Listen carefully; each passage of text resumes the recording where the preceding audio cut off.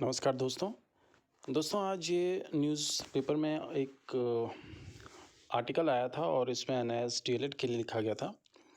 तो इसमें है क्या कि जो शिक्षा सचिव हैं आर मीनाक्षी सुंदरम, इनका कहना ये है कि एनआईएस डीएलएड की जो खबरें आ रही हैं कि इनके जो तथ्य हैं वो छुपाए गए हैं। एनआईएस डीएलएड के जो कैंडिडेट हैं ऑलरेडी जो बीएड थे उन्होंने फिर डीएलएड करा और ये सब खबरें हैं। तो इसके लिए इन्होंने क्या किया है कि एक जांच समिति बिठाई जा रही है और ये जो समिति होगी ये इस चीज़ पे चर्चा करेंगे और बताएंगे कि जो बीएड वालों ने शिकायतें करी हैं कि काफ़ी फेक एनआईएस से डीएलएड किया है, काफ़ी कैंडिडेट्स ने फेक किया है वो, और काफ़ी ऐसे कैंडिडेट हैं जिनका जो टेट क्वालिफायर है वो मान्य नहीं होगा।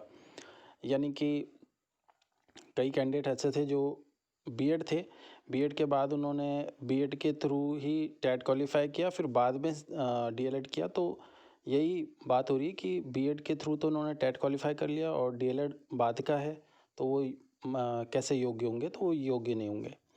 एक बात मैं और बता देता हूँ कि जब आप टेट का फॉर्म भरते हैं तो उसमें लिखा रहता है कि फाइनल ईयर ऑफ डिग्री, ठीक है? तो यानी कि आप जब बीएड कर रहे हैं तो उसका फाइनल ईयर में है तभी आप टेट भरेंगे, या डीएलएड कर रहे हैं उसके फाइनल ईयर में है। अब यहाँ बात ये आती है कि फाइनल ईयर कौन सा समझा जाएगा। देखिए, जो डीएलएड कराया था गवर्नमेंट ने एनआईएस का, ये 2 साल का है, 2017 से 2019 तक का है। तो 2017 से 18 इसका फर्स्ट ईयर समझा जाएगा और 2018 से 19 वाला सेकेंड ईयर, ठीक है?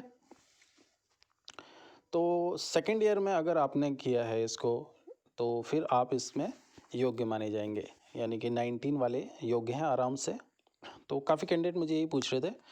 तो अब मैं इसमें ये बता रहा हूँ आप लोगों को कि इसमें ये बात नहीं कही जा रही है कि वो एनआईएस डीएलएड बिल्कुल अमान्य है, यानी कि उसको ले ही नहीं रहे हैं। इस बात पे तो कोई चर्चा ही नहीं है। सिर्फ चर्चा इस बात पे है, यानी कि जो सारी की सारी ये समिति बैठाई है, इसका सिर्फ ये काम है जांचना कि जो फेक कैंडिडेट्स हैं वो कैसे चुने जाएं और उनको कैसे बाहर किया जाए। आप समझ गए होंगे मेरी बात। तो अब इससे ये निष्कर्ष निकलता है कि एनआईएस डीएलएड के कैंडिडेट, अगर आपने बिल्कुल सही तरीके से किया है, यानी कि आपने 12वीं ग्रेजुएशन करी थी, ग्रेजुएशन के बाद आपने एनआईएस डीएलएड का फॉर्म भरा, 2 साल का कोर्स किया, जब आप फाइनल ईयर में पहुंचे 2019 में, उसी समय अगर आपने टेट या सीटेट क्वालिफाई किया है तो 100% आप लोगों को इस भर्ती में चांस मिलेगा। मेरी बात समझ में आ गई होगी। एक और बार बता देता हूँ कि वो कैंडिडेट जिन्होंने एनआईएस का जो कोर्स है उसके फाइनल ईयर में टेट क्वालिफाई किया है और पहले उन्होंने बीएड की डिग्री नहीं ली थी, ठीक है, यानी बीएड की डिग्री के थ्रू उन्होंने कोर्स नहीं किया, क्योंकि इसमें कई मामला ऐसा आया है कि पहले बीएड कर लिया, बीएड के दौरान ही उन्होंने सीटेट या यूटेट क्वालिफाई कर लिया, एंड लास्टली अगले बार जब फॉर्म आए ये एनआईएस के, तो एनआईएस भी कर लिया और पहले वाला सर्टिफिकेट दिखा रहे हैं। तो ऐसे कैंडिडेट तो भाई वैसे भी पकड़े ही जाएंगे बाद में भी, कि जब वो दिखाएंगे अपना सीटेट या यूटेट का सर्टिफिकेट तो वो पकड़े जाएंगे इजीली।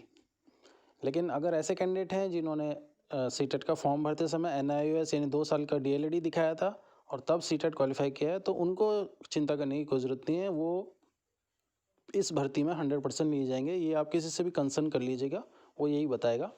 तो इसमें बिल्कुल भी कोई इस चीज़ पे मुद्दा है ही नहीं कि इनको आउट किया जाएगा।